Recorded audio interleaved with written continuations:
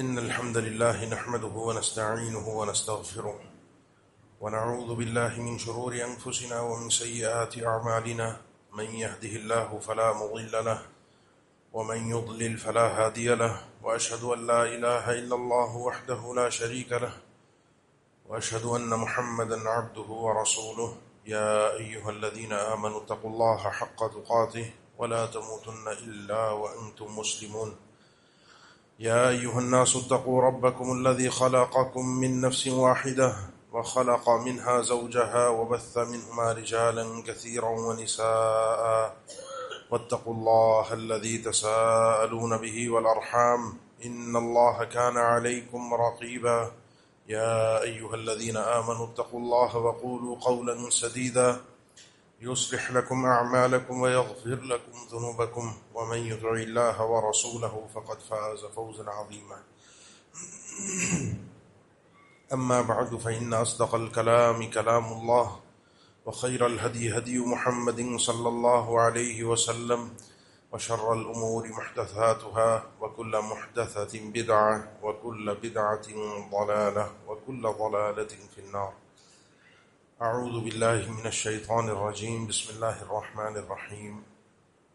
إن عدة الشهور عند الله 12 شهرا في كتاب الله يوم خلق السماوات والأرض منها 4 حرم ذلك الدين القيم فلا تظلموا فيهن أنفسكم وقاتلوا المشركين كافة كما يقاتلونكم كافة واعلموا أن الله مع المتقين.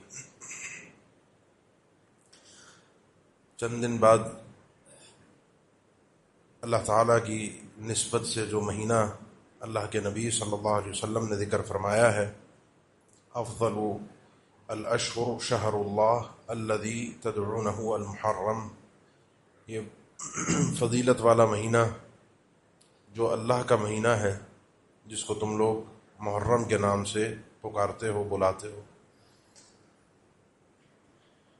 یہ حرمت والے مہینوں میں سے ایک مہینہ ہے، اور اللہ کے نبی صلی اللہ علیہ وسلم رمضان کے روزوں کی فرضیت سے پہلے 10 محرم عاشورہ کا روزہ رکھا کرتے تھے. اس مہینے میں ویسے بھی عموماً روزوں کو سب سے زیادہ فضیلت والا قرار دیا گیا ہے رمضان کے مہینوں کے بعد عمومی طور پہ.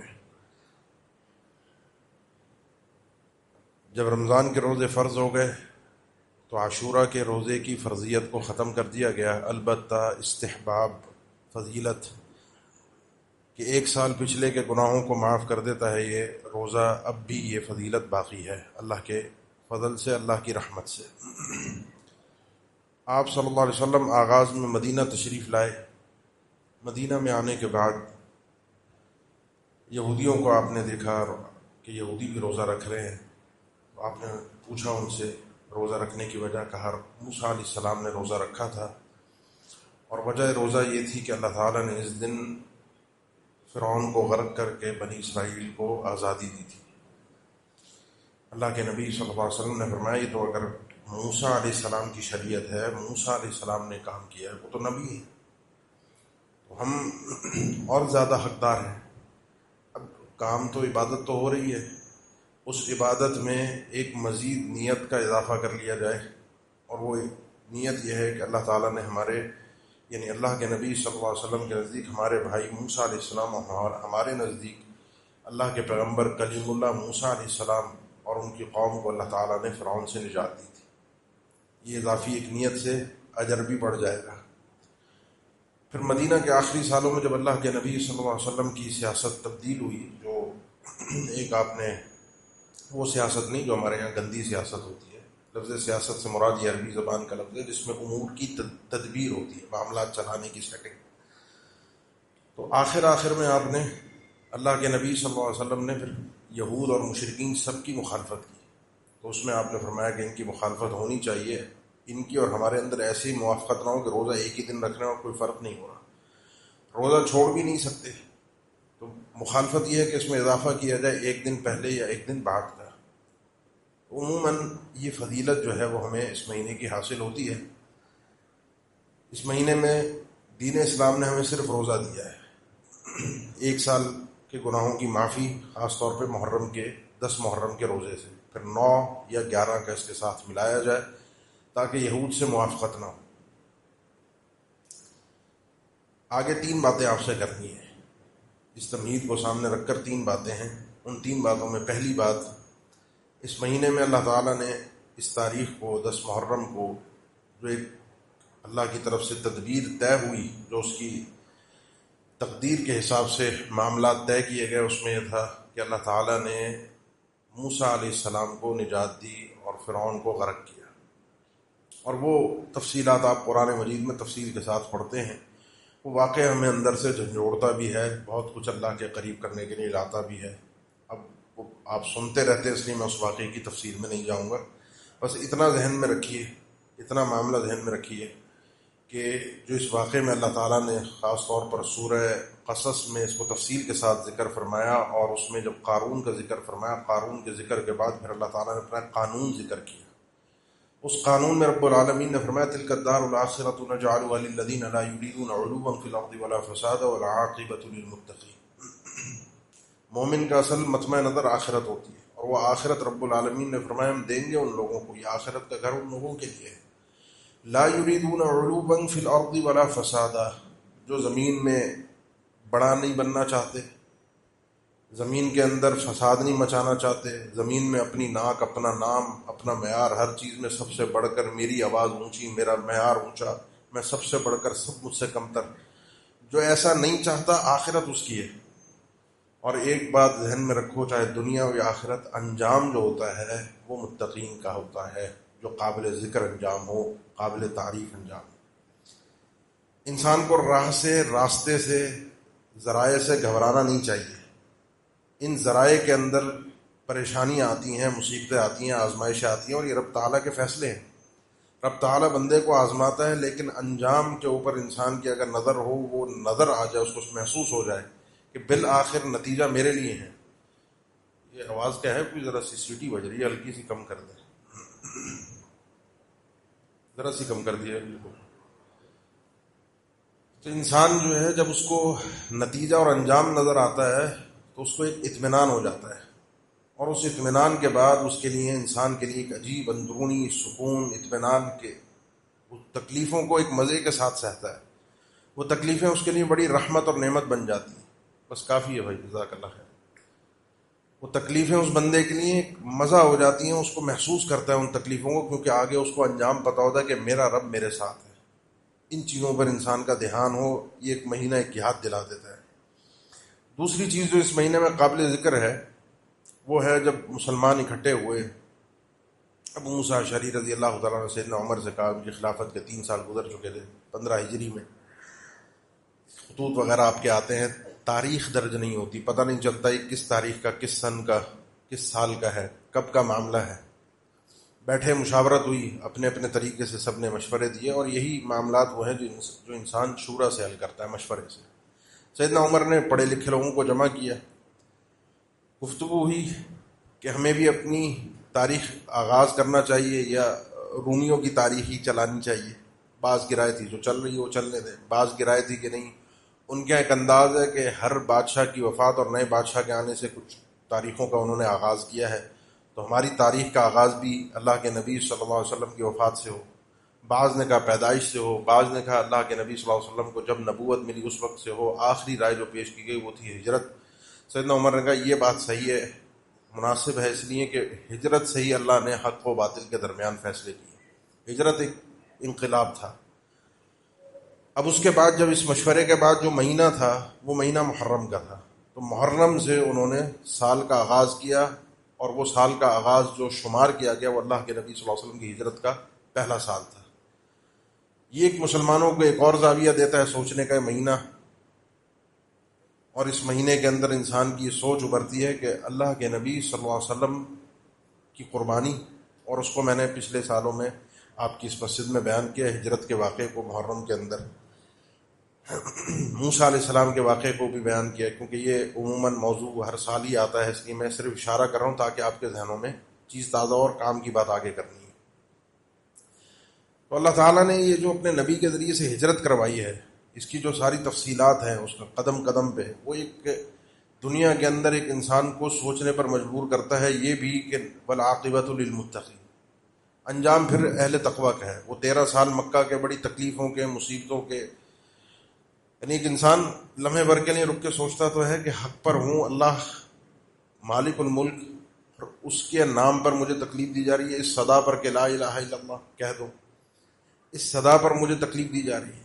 لیکن اس تکلیف کے بعد جو راحت اور سکون اور جو تقویت ملی، جو اعزاز ملا، وہ ایک تاریخ نے اور دنیا نے دیکھا، اور آج تک اس کے ثمرات ہم اپنی زندگی کے اندر محسوس کرتے ہیں کہ اللہ کا دین محفوظ ہو کے ہم تک پہنچا ہے۔ یہ اللہ کے دین کی بڑی ایک سربلندی، اس کے اندر ایک بڑی قربانیاں ہیں، اور مجھ سے اور آپ سے قربانیاں تقاضا کرتی ہیں کہ میرا اور آپ کا حصہ کہاں ہے۔ سیدنا عمر نے نہ ولادت کو دیکھا اللہ کے نبی کی، نہ بعثت کو دیکھا کہ جب نبی بنے، نہ وفات کو دیکھا، ایک چیز کو دیکھا، اور وہ یہ ہے کہ اللہ کے نبی صلی اللہ علیہ وسلم کا یہ جو شاندار ایک عمل تھا، ایک عظیم عمل تھا، اس عمل نے جس نے انقلاب برپا کیا، ایک قربانی کی ایک عظیم مثال تھی، وہ بار بار دنیا کو یاد ہوتی رہے۔ وہ قربانی ہم سے بھی ایک قربانی کا تقاضا کرتی ہے، کچھ تو ہماری زندگی میں ہو کہ ہم ایسا کہہ سکیں کل رب العالمین کے سامنے کہ اللہ یہ تیرے دین کے لیے میری قربانی ہے۔ باقی رہی بات اس سال کی، تو یہ سال کوئی مسنون سنت سے ثابت سال کا آغاز نہیں ہے، لہذا اس کے لیے کوئی الگ سے سال کے آغاز کی دعا نہیں ہے۔ نئے سال کی خوشی کا پیغام ہم جو ایک دوسرے کو بھیج دیتے ہیں، وہ جو دنیا کرتی ہے ہم بھی اسی طرح کر رہے ہیں، تو اس سے ہمارے دن اور رات کی تبدیلی سے کوئی فرق محسوس نہیں ہوئی، عمل میں کوئی فرق نہیں آتا۔ نہ شریعت نے اس دن کو منانے کی ہمیں اجازت دی ہے، نہ کوئی الگ سے دعا ثابت ہے۔ وہ جو دعا ہے وہ وہی ہے جو آپ نیا چاند دیکھنے پر دعا پڑھتے ہیں، نئے چاند کے، نئے مہینے کے آغاز کی دعا، اللہم اہلہ علینا بالامن والایمان، یہی دعا ہے، وہ مہینے کے آغاز کی دعا ہے۔ نہ سال کے آغاز کی مبارکباد ہے، نہ سال کے اختتام کے اوپر کچھ محفلیں یا ایک دوسرے سے گزارشیں یا کوئی معافی کے طلبگار، مختلف لوگوں کی رسمیں بنتی، جیسے جیسے چیز بڑھتی جاتی ہے، معاملات بڑھتے جاتے ہیں، اس چیز کا کوئی قرآن و حدیث میں ثبوت نہیں ہے۔ بس ایک انتظامی طور پر سیدنا عمر نے اس مہینے سے سال کا آغاز کیا۔ اس کے بعد جو آخری بات جو کام کی ہے وہ سمجھنی ہے، اور وہ یہ ہے کہ اس مہینے کا سیدنا حسین رضی اللہ تعالیٰ عنہ کی جو شہادت تھی، اس سے اس مہینے کی فضیلت کا کوئی تعلق نہیں ہے۔ وہ شہادت اپنی جگہ بڑی دردناک اور کربناک تھی، اور اتنی ایسی تھی کہ اس نے اس شہادت کے بعد امت آج تک جس طریقے سے تقسیم ہے، وہ اس کے نتائج آج تک ہم دیکھ رہے ہیں۔ وہ جو معاملہ اس دور میں بنا، جو صورتحال سامنے آئی، اس کے نتائج آج تک دنیا کے سامنے ہیں۔ وہ کوئی ہلکا معاملہ، معمولی چیز نہیں تھی۔ اللہ کے نبی صلی اللہ علیہ وسلم کے بہت ہی پیارے بیٹے ہی تھے، آپ کے نواسے تھے لیکن بیٹے ہی تھے، آپ کے بڑے محبوب تھے، آپ کو بڑی ان سے اور ان کے بڑے بھائی سے بڑی محبت اور لگاؤ تھا، آپ کا ایک بڑا ایک احترام تھا ان کے ساتھ۔ ان کی تربیت میں، ان کے کردار میں اللہ کے نبی صلی اللہ علیہ وسلم نے اپنا کردار شامل کیا، ان کی خود تربیت فرمائی۔ تو ہلکی بات نہیں ہے، معمولی بات نہیں ہے، لیکن اس مہینے کی فضیلت سے کوئی اس چیز کا تعلق نہیں ہے۔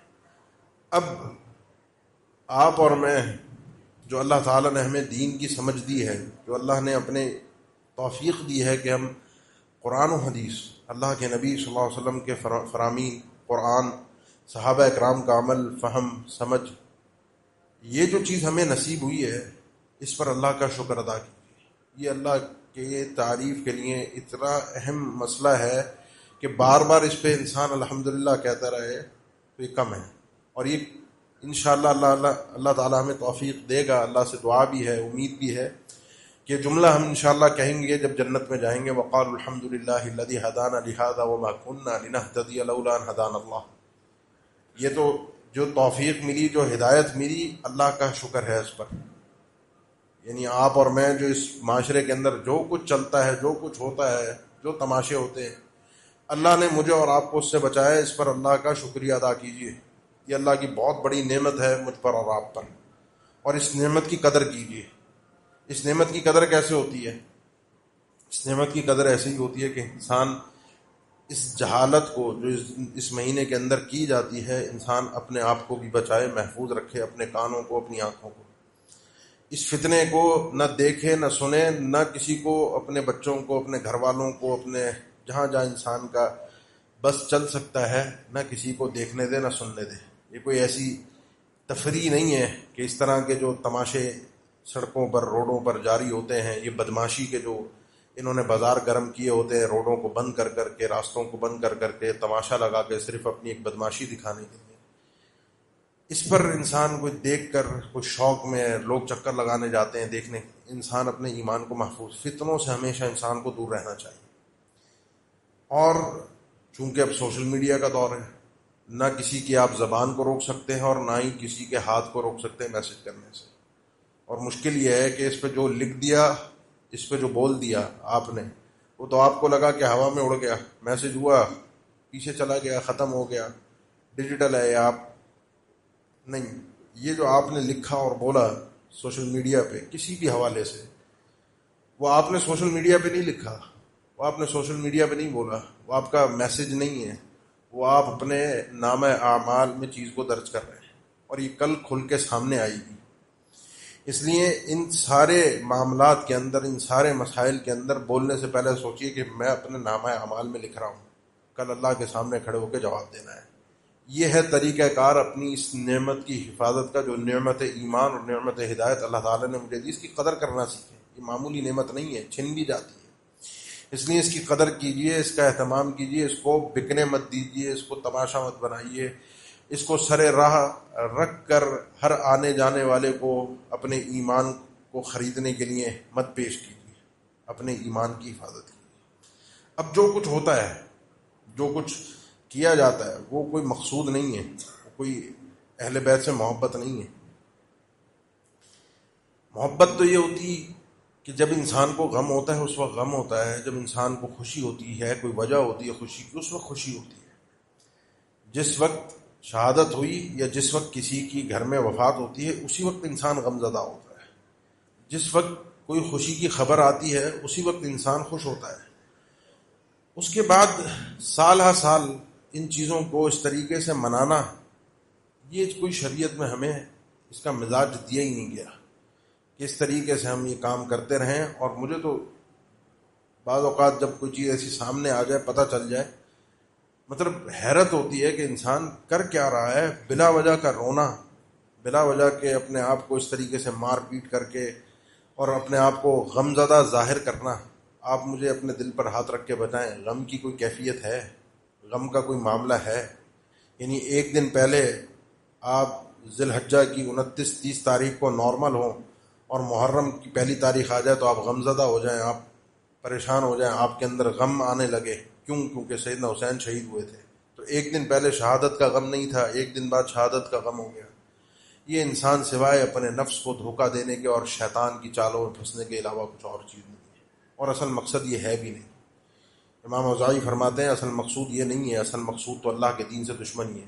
آپ دیکھ لیجئے اکثر سوشل میڈیا پہ ویسے یہ جتنے سارا سال دین اسلام کے خلاف پھونکتے ہیں، اللہ کے احکامات کا مذاق اڑاتے ہیں، اللہ کے دین پر اللہ کے دین کا تمسخر، طعنے، دینداروں کی تضحیک، ان دنوں کے اندر یہ سارے ایسے دیندار بنے ہوتے ہیں، ایسے ان کی ایمانیات کی باتیں آپ سنیں کہ آپ کو حیرت ہو۔ تو مقصد ان کا کوئی محبت نہیں ہے، مقصد ان کا اصل میں اللہ کے دین سے جو نفرت ہے اس کا اظہار ہے۔ اور اللہ کے دین سے نفرت کا اظہار اور طریقہ کار یہ ہے کہ جو دین جس راستے سے ہم تک آیا وہ راستہ ہے صحابہ کا۔ جب یہ دیواری گرا دی جائے، امام اوزاعی یہی کہتے ہیں کہ ان کا مقصد جو صحابہ کو برا بھلا کہتے ہیں وہ صحابہ نہیں ہے، صحابہ کی شخصیت نہیں ہے، مقصد تو اللہ کا دین ہے۔ ان کو گرا دیں گے تو اللہ کا دین ختم ہو جائے گا۔ ان کی حفاظت اللہ کے دین کی حفاظت ہے، جو بہت سے لوگوں کو بات سمجھ میں نہیں آتی۔ یہ وہ شخصیات ہیں کہ جن کا تذکرہ ہم جب کرتے ہیں کہ اللہ تعالیٰ نے ان کو محفوظ رکھا ہے، معصوم تو نہیں بنایا، لیکن اللہ تعالیٰ نے ان کی گناہوں کو درگزر کر دیا، ان کو اللہ کے نبی کی صحبت اور ساتھ کے لیے، تعلق کے لیے، ساتھی بننے کے لیے چنا۔ اللہ کے نبی صلی اللہ علیہ وسلم جب ہمیں خود یہ فرما جائیں صحیح حدیث میں کہ لا تسبوا اصحابی، میرے جو یہ ساتھی ہیں ان کو گالیاں مت دینا، ان کو برا بھلا مت کہنا۔ کسی سے کب کہتا ہے انسان؟ جب کسی سے کوئی غلطی ہو جائے۔ غلطی ہو سکتی ہے، ان کی غلطیوں کو ہم اس طرح سے بات نہیں کر سکتے جس طرح سے کسی اور کی غلطی پر بات کرنے کی اجازت ہے. تو میرے ان صحابہ کو برا بھلا مت کہنا، کیوں نہ کہنا. ان کا مقام یہ ہے، ان کی حیثیت یہ ہے کہ ہمارے جیسے آج کے دور کے عام معمولی لوگ، چاہے وہ کتنا بھی بڑا شعبدے باز ہو، اس کے سوشل میڈیا پہ کتنے ہی فالوورز ہوں، اس کے چینل کو کتنے ہی لوگوں نے سبسکرائب کیا ہو، اس کی اوقات اتنی بھی نہیں ہے، مجھ سمیت آپ سمیت سب سمیت، کہ اگر وہ احد پہاڑ برابر سونا بھی اللہ کی راہ میں خرچ کر دے، ان کا خرچ کیا ہوا ایک مد، کلو سوا کلو، اس کے اجر کے برابر بھی وہ نہیں پہنچ سکتا. یعنی ان کی جوتی کے برابر بھی ہم نہیں ہیں. عمل کے میدان میں، بارگاہ الہی میں ان کا جو مقام ہے، ہمارے مقام کی کوئی اوقات اس کے سامنے نہیں ہے. اور وجہ اس کی ان کی قربانیاں ہیں. وجہ اس کی کہ دین اسلام کے لیے اللہ کے نبی صلی اللہ علیہ وسلم کے ساتھ وہ کھڑے ہوئے ہیں، انہوں نے مدد کی اللہ کے دین کی، اللہ کے نبی صلی اللہ علیہ وسلم کی زیارت کی، اللہ نے ان کو چنا ہے. تو اس لیے ان کے حوالے سے، کیونکہ یہ سارا بازار جو گرم ہوتا ہے وہ کوئی محبت نہیں ہے اہل بیت کی، وہ اصل میں نفرت ہے اللہ کے دین سے، جس کو نکالا جاتا ہے اللہ کے دین کے ان بندوں پر، ان سرکردہ لوگوں پر، دین کے محافظین پر. اور دکھ ہوتا ہے کہ ہم اس چیز کو سن بھی لیتے ہیں، ہم اس چیز کو شوق میں ایسے لوگوں کی باتوں کو بڑے مزے سے سنتے بھی ہیں، چلو دیکھ لیں، پتہ تو چل جائے ہو کیا رہا ہے، کیا کیا ہے. ہاں معصوم تو نہیں تھے تو غلطیاں تو کی ہوں گی، اونچ نیچ تو کی ہوگی، یہ بھی باب شابے ہی ہیں تو ان کی بھی باتیں ہوتی ہیں، ان کو بھی رگڑا لگا کے انسان اپنے ایمان کو مضبوط کر لے ان کے ظلم میں. تو اپنے ایمان کی حفاظت کیجیے، اپنے ایمان کو اتنا گرا پھینکا مت بنائیے. یہ جتنے یہ تماشے ہوتے ہیں، مجھے بتائیے، یہ مار پیٹ، یہ ماتم، یہ کھانے پینے کے غیر اللہ کے نام کی نظر و نیاز، یعنی جتنا شرک ان دنوں کے اندر اللہ کے ساتھ کیا جاتا ہے، شاید ہی پورے سال کے کوئی دن ہو کہ اس کے اندر اللہ کے مقام کو اس طریقے سے لوگ گراتے ہیں، اللہ کے ساتھ اس طریقے کے ساتھ شرک کرتے ہیں. شاید نصارہ، شاید ہندو، شاید یہ مجوسی، شاید یہ دیگر اقوام و ملل کے لوگ، وہ تو سارا سال کرتے ہیں، لیکن جس طریقے سے ان دنوں کے اندر اللہ کے ساتھ شرک کیا جاتا ہے، اللہ کی جس طرح سے لوگ تنقیص کرنے کی کوشش کرتے ہیں. ہم ایک مسلمان آدمی جو سبحان اللہ، الحمدللہ، لا الہ الا اللہ، واللہ اکبر، اللہ کی تعظیم کرنے والا، اللہ کی شان بیان کرنے والا، اللہ کی حمد بیان کرنے والا، وَنَحْنُ نُسَبِّحُ بِحَمْدِكَ وَنُقَدِّسُ لَكَ، اللہ کی تقدیس کرنے والا، کہ اللہ ہر عیب سے، ہر برائی سے، ہر ایسی گری پھکی چیز سے پاک ہے، اللہ کے لیے ہر کمال ثابت ہے، وہی قابل تعریف ہے. میرا ایمان کیسے ان چیزوں کی طرف مائل ہو جاتا ہے، کیسے ان چیزوں کو سننے کے لیے، دیکھنے کے لیے تیار ہو جاتا ہے. ان دنوں کے اندر اپنے ایمان کی حفاظت کیجیے. یہ جتنا غیر اللہ کے نام کی نظر و نیازیں ہیں، یہ جتنا غیر اللہ کے حوالے سے چیزیں چلتی ہیں، جو کچھ بھی ہے، حتیٰ کہ آپ یہ سن کے حیران ہوں گے کہ اللہ تعالیٰ نے ہمیں یہ اجازت دی کہ حرمت علیکم المیتۃ والدم ولحم الخنزیر وما اہل لغیر اللہ بہ فمن اضطر غیر باغ ولا عاد فلا اثم علیہ. کہ تم پر مردار جانور حرام ہے، جو حلال جانور تھا لیکن اپنی موت آپ مر گیا، شرعی طریقے سے حرام ہے. خون تمہارے لیے حرام ہے، خنزیر کا گوشت تمہارے لیے حرام ہے. اور ہر وہ جانور چاہے حلال ہو حرام ہو، اس کو ذبح کرتے ہوئے غیر اللہ کا نام لیا جائے، یا حتیٰ کہ نام تو اللہ کا لیا جائے لیکن تقرب، قرب غیر اللہ کا مقصود ہو، رضا غیر اللہ کی مقصود ہو، نظر اللہ، نیاز حسین، غیر اللہ کی اگر قربت مقصود ہے، تو اب کوئی آدمی مجبور ہو جائے، مرنے لگے، اس کے پاس کھانے کو کچھ نہیں ہے، پینے کو کچھ نہیں ہے، تو اس کے لیے اجازت ہے، ان حرام کردہ چیزوں میں سے کھا سکتا ہے. فلا اثم علیہ، اس پر کوئی گناہ نہیں ہے. بغیر کسی ضرورت کے نہ کھائے، اور اپنی جتنی مجبوری ہے اس میں زیادہ نہ کھائے. بعض اہل علم یہ کہتے ہیں کہ یہ مردار جانور انسان کھا سکتا ہے، بلکہ کھانا چاہیے، کیونکہ انسان کو خودکشی اس کے لیے حرام ہے. اگر مر رہا ہے پیاس سے تو اپنے حلق سے شراب اتار سکتا ہے، اس کو کوئی اور چیز میسر نہیں ہے زندہ رہنے کے لیے. وہ ایک گھونٹ جس کے ذریعے سے وہ اپنے حلق کی خشکی کو مٹا کر اپنے آپ کو زندہ رکھ سکتا ہے، تو اس پر لازمی ہے کہ کام کرے تاکہ مر نہ جائے. لیکن اگر غیر اللہ کے نام کی نظر و نیاز ملے انسان کو تو نہ کھائے، نہ کھائے بہتر ہے. کیوں نہ کھائے؟ مسئلہ یہ ہے کہ یہ باقی چیزیں آپ کے جسم کو نقصان دیں گی، اسی لیے اللہ نے حرام کیا نا، مردار جانور، خون، خنزیر کا گوشت. یہ اس لیے حرام ہے کہ یہ میرے جسم کے لیے نقصان دہ ہیں. میرے اللہ نے ان چیزوں کو پیدا کیا ہے, اس نے مجھے بھی پیدا کیا ہے, اس نے بتا دیا یہ چیز اس طریقے سے تم کھاؤ گے تمہیں نقصان ہوگا اندر. اب یا تو انسان پورا مر جائے یا انسان وقتی طور پہ تھوڑے سے نقصان کو برداشت کر کے اپنے آپ کو زندہ رکھ لے, کیونکہ مر جائے گا, نہیں کھائے گا. لیکن یہ وما اہل بہ لغیر اللہ, یہ اللہ کے علاوہ غیر اللہ کے نام کے جو یہ کھانے نظر و نیاز جو ہمارے آ بھی جاتے ہیں اور ہم شرما شرمی میں رکھ بھی لیتے ہیں, جو پڑوسی کا آیا ہے, کسی پارٹنر کا آیا ہے, کوئی کاروبار کا ساتھی ہے, کوئی دوسرا ہے, کوئی اس کو برا لگے گا, مطلب ہمارا ایمان جاتا ہے تو جائے, اللہ ناراض ہوتا ہے تو اس کو برا نہیں لگنا چاہیے. علم کہتے ہیں یہ نہ کھائے تو بہتر ہے, اس لیے کہ یہ چیزیں جسم کو نقصان دیں گی. جو باقی چیزیں ہیں یہ چیز آپ کے ایمان کو نقصان دے گی. اس کی حرمت جسم کی وجہ سے نہیں ہے, اس کی حرمت آپ کے ایمان کی وجہ سے ہے. اسی لیے انسان کی غیرت ایمانی ختم ہو جاتی ہے.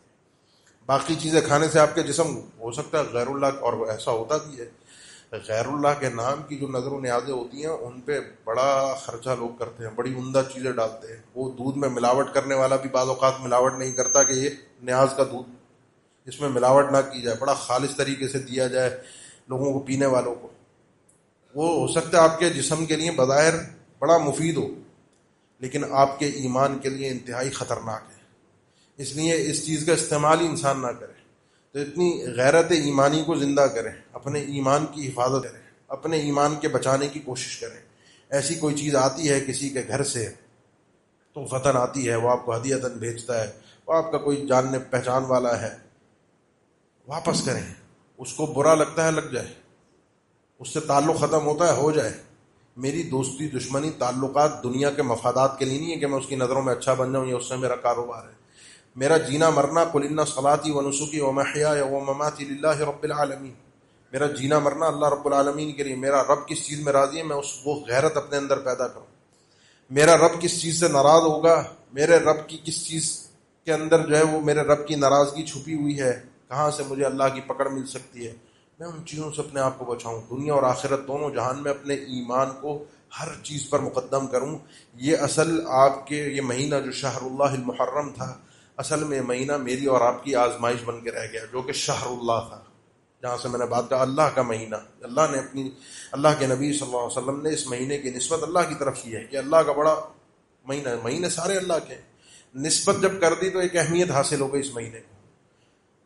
اب اس کے ساتھ ساتھ معاملہ یہاں رکتا نہیں ہے. اس مہینے کے اندر بدعات و خرافات کے سلسلے اس حد سے آگے بڑھ جاتے ہیں کہ ہم تو دیکھتے ہی نہیں لوگوں کے, ہمارے ارد گرد سارے چھائے ہوئے یہی لوگ ہیں. میڈیا پہ کیا, ہمارے معاشرے میں کیا ہیں چند, لیکن بدماشی ہے ان کی اور چھائے ہوئے. اس کے مقابلے میں کچھ لوگ اور بھی ہیں جن کو ناسبی کہا جاتا ہے, اور وہ ناسبی وہ ہوتے ہیں کہ جو اہل بیت وغیرہ کی کوئی محبت ان کے دل میں اکرام نہیں ہوتا, بلکہ غالی ناسبی تو کم وقت ایسے ہیں کہ تاریخ میں ان کا تذکرہ موجود ہے, شاید آج بھی دنیا میں ہوں, آس پاس ہوں, کہ جو 10 محرم کو باقاعدہ خوشی مناتے ہیں کہ اس دن نواز رسول کو شہید کیا گیا, خوشی کا دن ہے.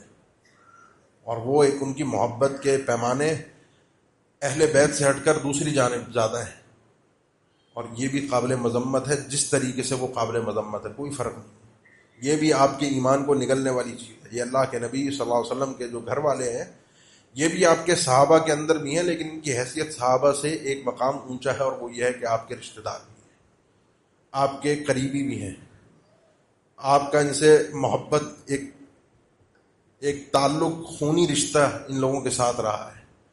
ان کا احترام, ان کی محبت صحابہ کرام نے ہمیں سکھائی ہے کر کے ان کے ساتھ, کیونکہ اللہ کے نبی صلی اللہ علیہ وسلم نے ان کی محبت کے متعلق وصیت کی ہے, اور لوگوں نے ان سے, جو اس دور کے لوگ تھے صحابہ, انہوں نے محبت کی ہے. اس لیے آج کے دور میں بھی کوئی اگر صحیح سید آپ کو ملے, صحیح سید جس کے واقعتاً وہ اللہ کے نبی صلی اللہ علیہ وسلم کے ان کے حسن اور حسین رضی اللہ تعالیٰ عنہما یا دیگر خانوادہ رسول سے ہیں, اللہ کے نبی صلی اللہ علیہ وسلم کی آل و اولاد سے ہیں, کوئی نظر آئے تو پتہ چلتا ہے, اس کا تھوڑا سا اکرام زیادہ کیا کریں. اور وجہ یہ ہے کہ اللہ کے نبی صلی اللہ علیہ وسلم کے خاندان کے گھر کے لوگ ہیں. اگر وہ مومن ہو, اگر وہ تقوی والا ہو, تو اس کی تھوڑا سا احترام بڑھ جاتا ہے, تاکہ یہ اندر سے جو ناسبیت کے جراثیم ہیں, جو یہ اہل بیت سے نفرت کے جراثیم ہیں, یہ بھی مر جائیں. اور انسان کو کسی بھی طریقے سے یہ بات یاد رکھیے پیمانے برابر ہیں. اہل بیت بھی اللہ کے نبی صلی اللہ علیہ وسلم، ہمارا تعلق اللہ کے نبی سے ہے. آپ نے جن سے محبت سکھائی بتائی ان سے محبت کرنا ہم پر فرض ہے. جن سے نفرت کرنا آپ نے بتایا ان سے نفرت کرنا ہم پر فرض ہے. ہمارا کوئی پیمانہ اپنا ذاتی نہیں ہے، ذاتی کوئی مفاد پرستی نہیں ہے، یا ذاتی کسی سے مجھے کوئی جلن یا دشمنی نہیں ہے. میری محبت کے پیمانے اللہ اور اس کے رسول کی سکھائی ہوئی تعلیمات کے مطابق ہے. تو جس طرح یہ رافضیت مذموم ہے اسی طریقے سے یہ ناسبیت بھی مذموم ہے. اس میں بھی انسان کو اس طرح کی گفتگو، کیونکہ وہاں سے جب صحابہ کی شان میں اور تنقیص ہوتی ہے تو یہاں سے کچھ لوگ اٹھتے ہیں دفاع میں، اور دفاع میں وہ اہل بیت کو بھی رون ڈالتے ہیں. اور تاریخ میں اس کی کئی ایک حالیہ گزشتہ صدی کے اندر ہمارے بر صغیر کے اندر بھی کئی نامور لوگ اس طرح کے گزرے ہیں جنہوں نے سیدنا عثمان کو چھوڑا اور نہ سیدنا علی کو چھوڑا. ان کی خلافت کے معاملات کی وجہ سے ان دونوں کو ہی مطعون قرار دیا، ان دونوں کے اوپر الزامات کی بوچھاڑ کی. میں یہ فیصلہ تو کر گیا کہ سیدنا عثمان بھی اقربا پرور تھے، سیدنا علی کی یہ غلطیاں تھیں، انہوں نے بھی اپنی خلافت میں یہ نقصانات کیے، اور یہ میں فیصلہ تو کر گیا، لیکن کل بارگاہ الہی میں میرا فیصلہ کس طرح ہوگا، کیونکہ فیصلہ تو اس نے کرنا ہے، مالک الملک نے.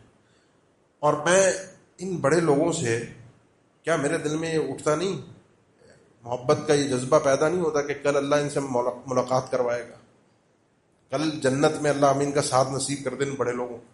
میں ان سے کیسے منہ ملاؤں گا جن کے بارے میں یہاں لکھ گیا، بول گیا، ان کے اوپر فیصلے کر گیا. تو یہ بھی مذموم ہے. سیدنا عثمان، آگے سیدنا معاویہ، دیگر صحابہ اکرام، سیدنا ابوبکر، سیدنا عمر، اور یہ بھی مذموم ہے کہ سیدنا علی، سیدنا حسن، سیدنا حسین، سیدہ فاطمہ رضی اللہ عن الصحابۃ اجمعین، اللہ ان سب بزرگوں سے راضی ہو گیا. یہ وہ شخصیات ہیں کہ جن سے محبت ہم نے، پیمانہ ہمارا وہی ہوگا جو اللہ کے نبی نے سکھایا ہے.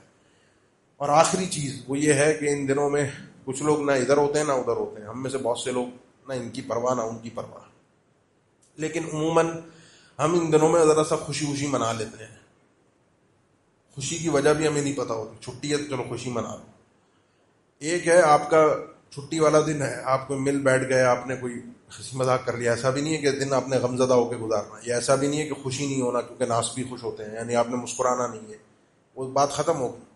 لیکن خوشی کا وہ اظہار کہ جو آپ کو ناسبیت کے مشابہ قرار دے دے، یا غم کا وہ اظہار جو آپ کو رافضیت کے مشابہ قرار دے دے، اس پیمانے کو بھی تھوڑا سا اپنے طور پہ چیک کیجئے کہ نہ ہم نے ان کے مشابہ ہونا ہے اور نہ ان کے مشابہ ہونا ہے. آخری جملہ یہ ہے کہ یہ مہینہ ہمیں اللہ کے نبی صلی اللہ علیہ وسلم کے اس فرمان کو بہت اچھے طریقے سے سمجھاتا ہے، من تشبہ بقوم فہو منہم. جو جس قوم کے جیسا بننا چاہتا ہے، جن لوگوں کے جیسا بننا چاہتا ہے، وہ انجام بھی اس کا انہی میں سے ہوگا، وہ انہی میں شمار ہوگا. اللہ کے نبی صلی اللہ علیہ وسلم نے سیدنا موسیٰ کی نجات، ان جیسا، موسیٰ کلیم اللہ تھے علیہ السلام، بڑی شخصیت ہے، ان کی نیت، ان کے روزے کو بھی اپنی روزے کی نیت میں شامل کیا. من تشبہ بقوم فہو منہم. اللہ ہمیں ان بڑے لوگوں کے ساتھ ملا دے. یہ جو سیدنا عیسیٰ تھے، سیدنا موسیٰ تھے، سیدنا اللہ کے نبی صلی اللہ علیہ وسلم تھے، یہ بڑے بزرگ لوگ تھے، بڑی شخصیات تھے. ان کے جیسا بنا دے اور ہم ان کے ساتھ مل جائیں. اور پھر آگے آپ دیکھ لیجئے، پھر جو کچھ ہوتا ہے اس میں کہیں نہ کہیں کسی نہ کسی زاویے سے کوئی نہ کوئی مشابہت ہمارے اندر کہیں نہ کہیں آئی جاتی ہے، جو کہ ایمان کے لیے نقصان دہ ہے. اللہ ہمیں ہمارے ایمان کی فکر کرنے کی، ایمان کی سلامتی کی توفیق عطا فرما دے، جو ہمارا کل سرمایہ ہے. آخرت کی نجات بھی اسی پہ منحصر ہے. اقول قولی ھذا واستغفر اللہ لی ولکم وآخر دعوانا ان الحمد للہ رب العالمین. ان الحمد لله نحمده ونستعينه ونستغفره ونعوذ بالله من شرور انفسنا ومن سيئات اعمالنا. من يهده الله فلا مضل له ومن يضلل فلا هادي له، واشهد ان لا اله الا الله وحده لا شريك له، واشهد ان محمدا عبده ورسوله. اللهم صل على محمد وعلى ال محمد كما صليت على ابراهيم وعلى ال ابراهيم انك حميد مجيد. اللهم بارك على محمد وعلى ال محمد كما باركت على ابراهيم وعلى ال ابراهيم انك حميد مجيد. یہ جو روزے ہیں اور شریعت نے ہمیں اس مہینے میں روزے ہی دیے ہیں، 9 محرم، 10 کا، 11 کا.